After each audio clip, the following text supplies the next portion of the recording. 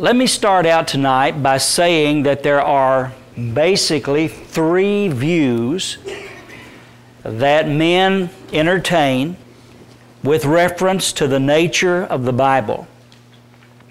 First of all, there is the skeptical view, which says that the Bible is merely an ancient piece of literature. And while it is hoary with age and deserves a certain amount of respect and may even be designated as one of the great classics of literature, much in the same category with Plato or Aristotle, William Shakespeare, other great pieces of literature, the Bible therefore is a respected document, but emphatically they say it is not a revelation from God. It is not a supernatural document. And so they reject it completely as being a communication from heaven. Secondly, there is another view that is what I would call halfway between extremes, in that it views the Bible as being at least partially the Word of God. A key phrase that the advocates of this position employ is this: the Bible contains the Word of God, and if you're not very sharp or astute or aware of the way language is used, you're liable to think that's a pretty respectable statement. The Bible contains the Word of God. I might say lemonade contains lemon juice and sugar, but it also contains something else, water. And so when they say the Bible contains the Word of God, what they mean is certain things within the Scriptures are of God, divine revelation. But there's also other material there that is entirely human, and therefore it is subject to error. They would suggest then that the Bible is not to be viewed as scientifically precise. The Bible is not to be judged as being absolutely historically accurate or anything of that nature. I have a clipping that was published in this month's January 2000 issue of a magazine called The Lutheran. And it's a brief article by Norma and Burton Everest. Norma is a professor of theology at Wartburg University, and her husband Burton is a pastor, quote unquote, of a Lutheran church. They are members of the Evangelical Lutheran Church of America, and that's a particular segment within the broader scope of Lutheranism in general. Let me read you this quotation, if I might. Does the Evangelical Lutheran Church of America teach the inerrancy of the Scriptures the way fundamentalist churches do? And their answer is this: no. Now listen to this statement.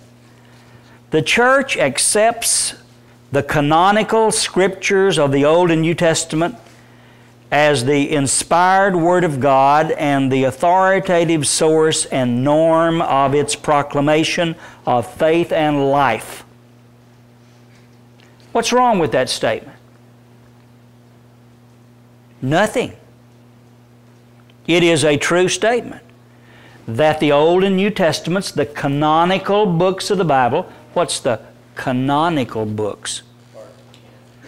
That's the 66 books of the Bible in contrast to the apocryphal books that are included in, some of which are included in the Roman Catholic version of the Bible. So they say here that we accept the canonical books as the inspired Word of God and as an authoritative source. But not all that seems right is right. Listen further. The fundamentalist approach sidetracks the meaning of the Scriptures, arguing that the Bible is inerrant in the fields of history, geography, and nature. Inerrant means without error. So they say, we don't agree with the fundamentalists. Why? Well, because they believe the Bible is absolutely without error in history, in terms of nature, geography, etc. So you see, they don't really believe that the totality of the Bible is inspired of God. We utterly reject that position. You know why? Because the Scripture affirms of itself. Every Scripture is inspired of God. 2 Timothy 3:16. And so the Scripture claims to be totally inspired of God. It is not a conglomerate. It is not an admixture of error and truth. It is, in fact, the Word of God. That is the position to which we subscribe. That being the case, if we are to be consistent with our position, then we must maintain, and we have every right to maintain, that the Bible is scientifically accurate. Notice the little chart that I've put on the board.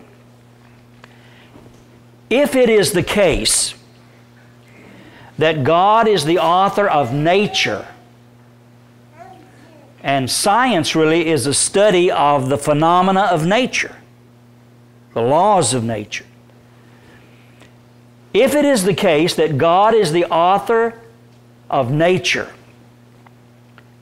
and it is further the case that God is the author of the Bible, then there will be unity or concordance between nature and the Bible. The Bible will not contradict the facts that are apparent in nature. Now, we must put this footnote on that. The Bible may contradict theories of science. The facts of science may contradict erroneous interpretations of the Bible, right? Absolutely. But if you have your biblical information correct, and if you have your scientific information correct, they will harmonize with one another. Because 1 Corinthians 14:33, God is not the author of confusion. Or to say the same thing in principle, another way, God is not the author of contradiction. So the book of nature and the book of Scripture must harmonize if God is the source of them both.